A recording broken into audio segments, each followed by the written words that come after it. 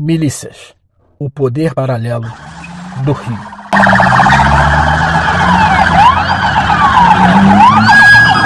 Esta acompanhante de uma paciente não consegue esquecer os momentos de terror pelos quais passou na madrugada do último domingo. Rio de Janeiro, uma cidade marcada pela beleza natural e por uma sombra crescente, o poder das milícias. Um fenômeno que saiu da clandestinidade e hoje disputa territórios, dinheiro e influência com o próprio Estado.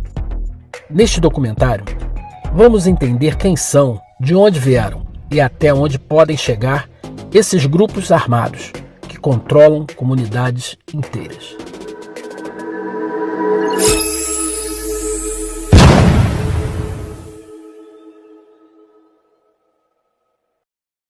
Origens e evolução. As milícias têm origem nos chamados grupos de extermínio da década de 1960 e 1970. Esses grupos eram formados por policiais, bombeiros, agentes penitenciários e militares do Exército, da Marinha e da Aeronáutica. E, inicialmente, suas ações visavam garantir a ordem na vizinhança onde moravam. Eles diziam atuar em nome da segurança, mas com o passar do tempo, logo mergulharam em atividades criminosas. Em 31 de março de 1964, o Brasil viveu o golpe que instalou a ditadura militar. Naquele momento, muitos policiais saudaram o novo regime e logo passaram a atuar como agentes de repressão política. Para o escritor Zuenir Ventura, esse período foi o verdadeiro ovo da serpente. Foi ali que se consolidaram grupos assassinos como a Escuderia Lecoq, que décadas depois lançariam as bases das milícias. Ventura detalha essa tensão no livro Cidade Partida, publicado em 1994, levando-nos até a chacina de Vigário Geral, em agosto de 1993, quando 21 jovens foram executados por policiais em retaliação à morte de 4 PMs na favela. Rio das Pedras, zona oeste da capital fluminense, foi o primeiro reduto oficial das milícias. Ali começou a mistura perigosa entre forças de segurança e poder paralelo. Era comum naquele tempo ouvir as pessoas falarem: em Rio das Pedras não tem bandido.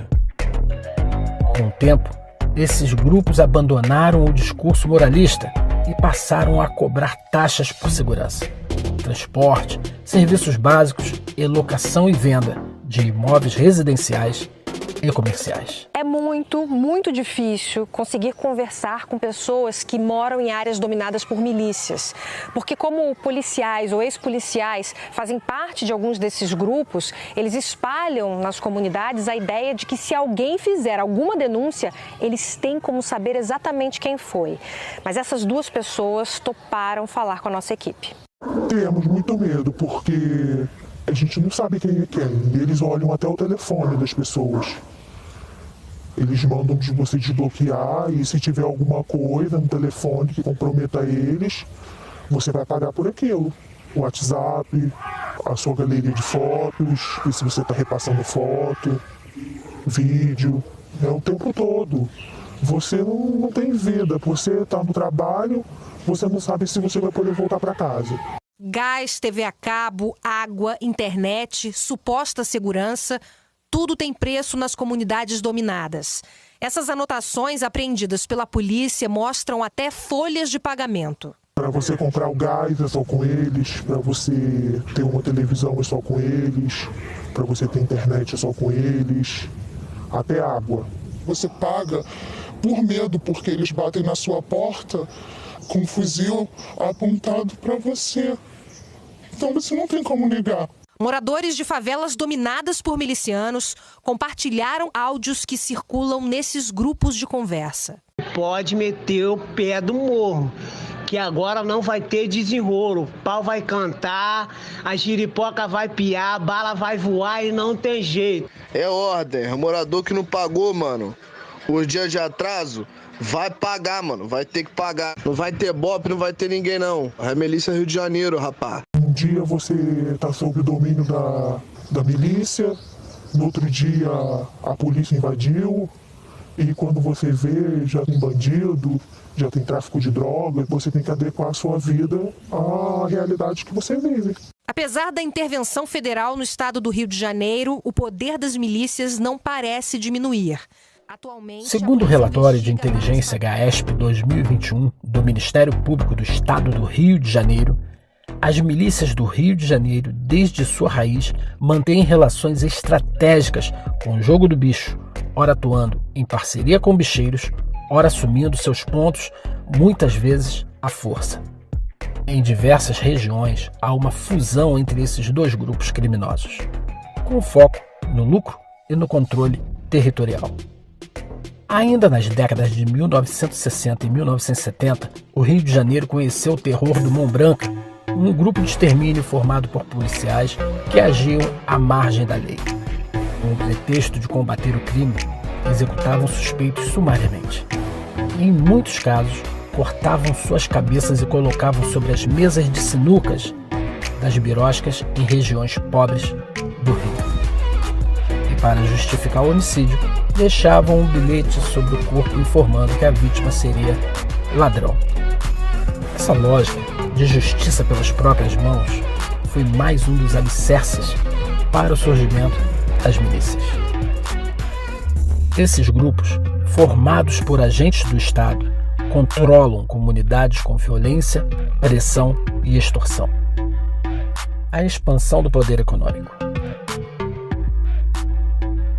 O tempo passou e as milícias se sofisticaram. Hoje, dominam mercados lucrativos. Cobram por gás, distribuição de garrafões de água mineral, vendem internet, controlam o transporte alternativo, loteiam terrenos e impõem regras ao comércio local. Enquanto fazíamos a apuração deste documentário, a imprensa noticiou que em algumas regiões do Rio, a milícia criou a chamada taxa da farinha, obrigando os panificadores de sua região a comprar a farinha de trigo com a milícia. Comunidade Nova Jersey, Paciência, Zona Oeste do Rio. Um crime brutal em plena luz do dia. A Band teve acesso a um vídeo gravado logo após a morte de Rafael Oliveira Braga, de 43 anos. No registro é possível ver familiares do comerciante em cima do corpo, que estava estirado em frente à padaria. Ai, tadinha.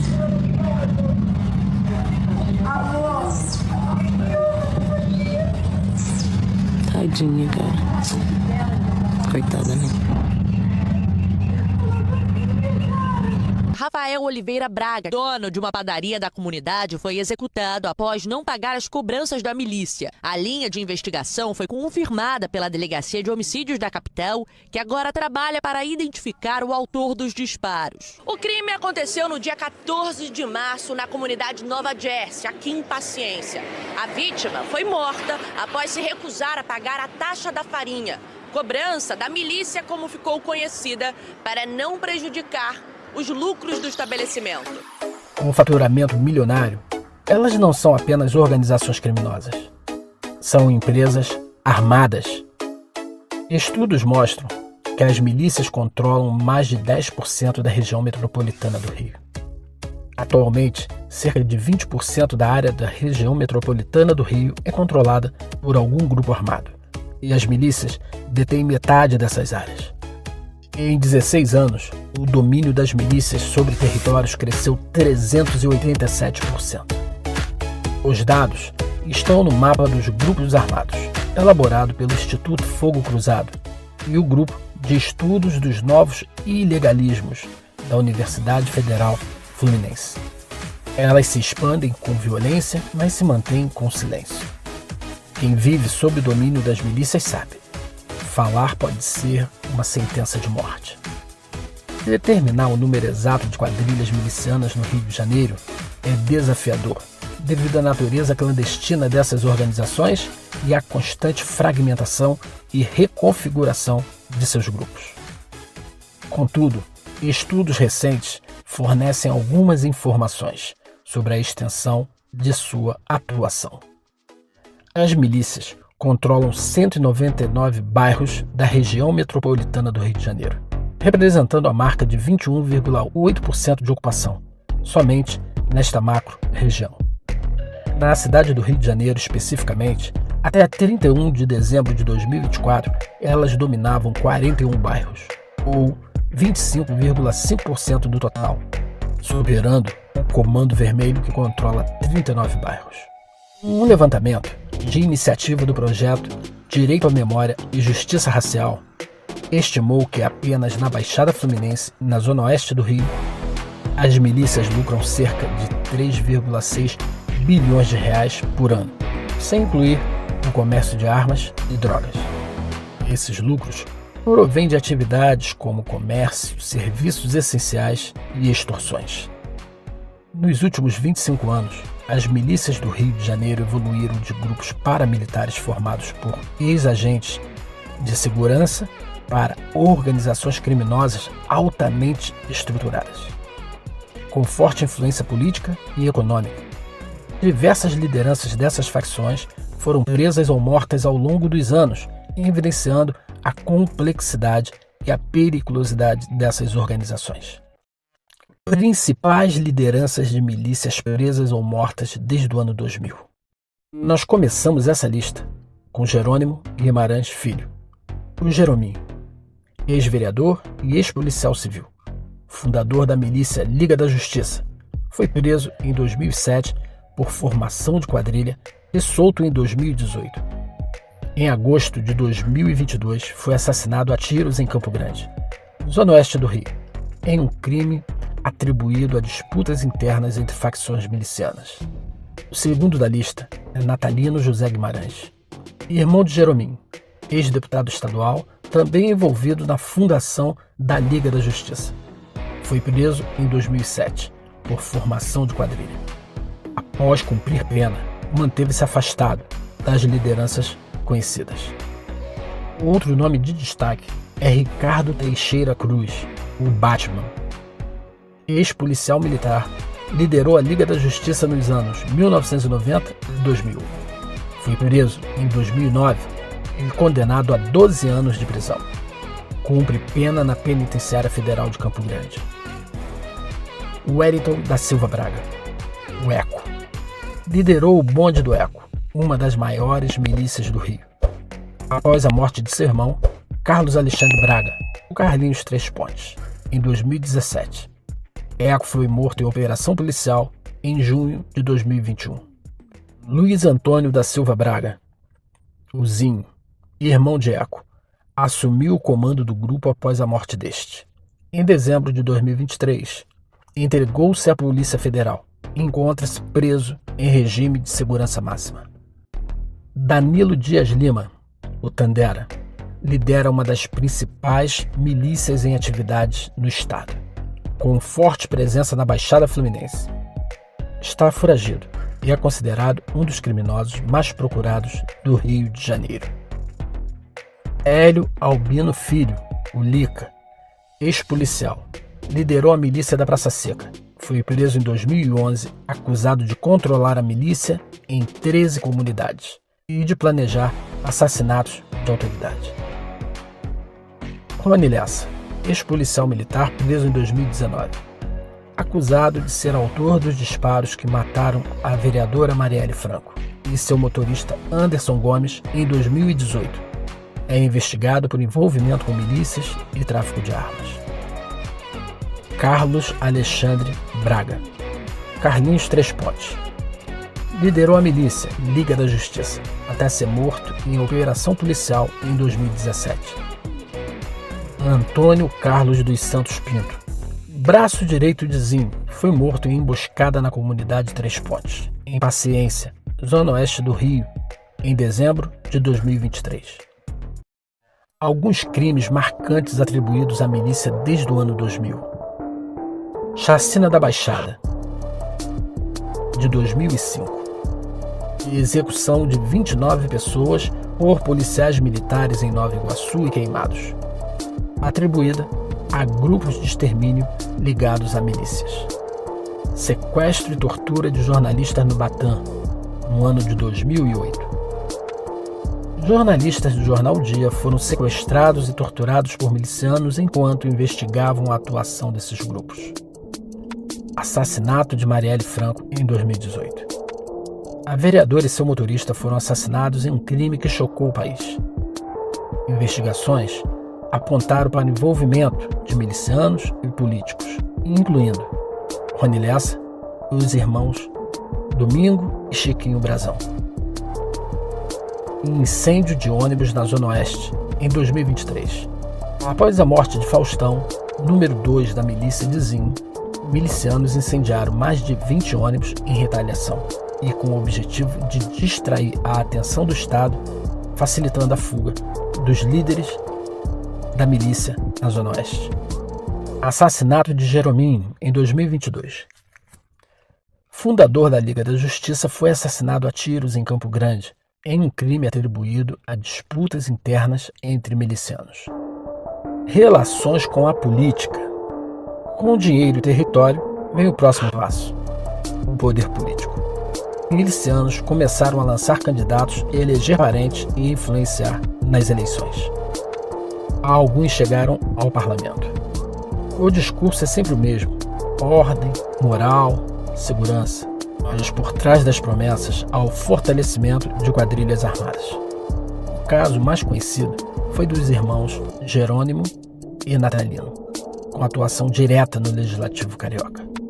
Jerônimo Guimarães Filho e Natalino Guimarães foram reconhecidos como fundadores de uma poderosa milícia no Rio de Janeiro, como já afirmamos antes nesse mesmo documentário, a Liga da Justiça. Um exemplo de como a fronteira entre o crime e o Estado se diluiu nas veias do Rio. Influência cultural. Tropa de Elite. Em 2007, um filme mudou o Brasil. Tropa de Elite expôs os bastidores da guerra urbana e apresentou ao grande público a figura do miliciano. Apesar das críticas à corrupção, o filme foi interpretado por muitos como um apelo por justiça a qualquer custo.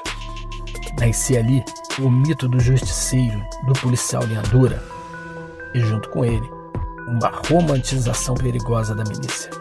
A cultura pop, sem querer, ajudou a legitimar o que antes era visto como crime. O Escritório do Crime. O Escritório do Crime é uma das milícias mais perigosas do Rio de Janeiro.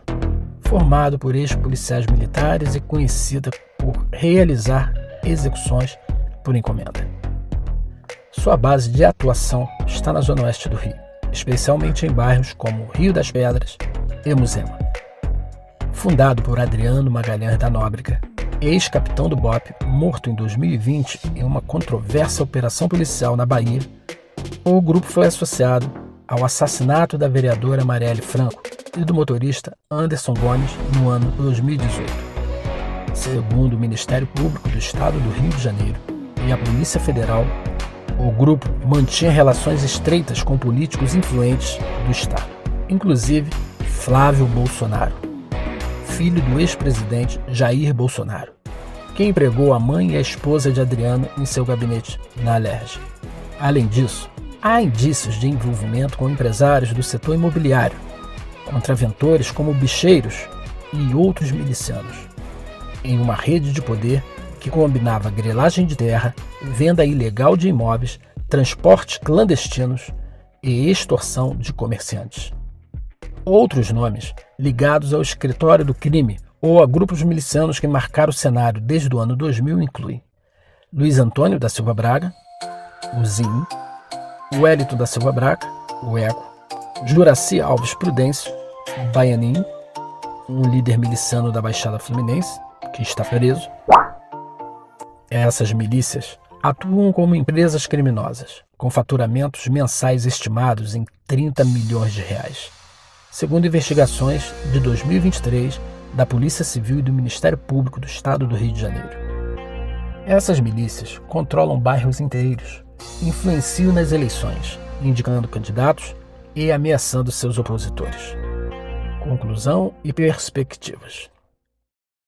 O relatório final da CPI das milícias da Alerj, presidida em 2008 pelo então deputado estadual Marcelo Freixo, revelou o envolvimento direto de 255 pessoas, incluindo agentes do Estado e políticos, com grupos paramilitares que até os dias atuais estão aí, controlando comunidades, explorando economicamente a população e interferindo nas eleições por meio de currais eleitorais.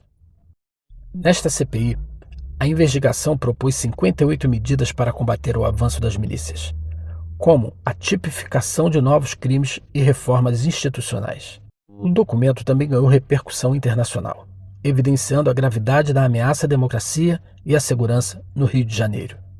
As milícias já não são apenas um problema de segurança pública, são uma ameaça à democracia.